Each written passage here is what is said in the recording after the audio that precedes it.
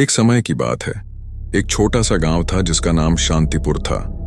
गांव के लोग बहुत मेहनती और ईमानदार थे।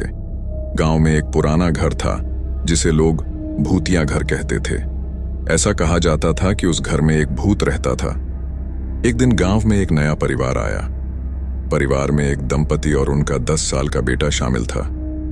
परिवार ने गांव में एक पुराना घर खरीदा और उसमें रहने लगे।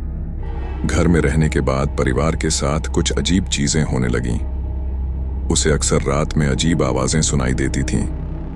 एक दिन परिवार के बेटे ने रात में अपने कमरे में एक अजीब छाया देखी। परिवार ने इन घटनाओं के बारे में गांव वालों को बताया। गांव वालों ने उन्हें बताया कि घर पर भूत का साया है। गांव वालों ने परिवार को वह घर छोड़ने की सलाह दी। परिवार ने गांव वालों की बात पर ध्यान नहीं दिया।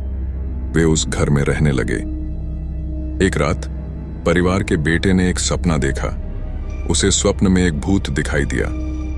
भूत ने उसे बताया कि वह कई वर्षों से उस घर में रह रहा है। भूत ने कहा कि वह हत्यारा है। उसने कई लोगों की हत्या की थी। सपने के बाद परिवार का बेटा बहुत डरा हुआ रहने लगा। उसे उस घर में रहने से डर लगने लगा। एक दिन परिवार का बेटा घर के बाहर खेल रहा था। तभी उसकी नजर एक आदमी पर पड़ी। वह आदमी बहुत डरावना लग रहा था। उसके चेहरे पर खून के निशान थे। उस आदमी ने परिवार के बेटे को देखा और उसे बुलाया। परिवार का बेटा बहुत डर गया और भाग गया। घर जाकर परिवार के बेटे ने सारी बात अपने माता पिता को बताई। परिवार ने पुलिस को बुलाया। पुलिस ने उस व्यक्ति को ढूंढने की कोशिश की, लेकिन वह नहीं मिला। उस दिन के बाद परिवार ने वह घर छोड़ दिया।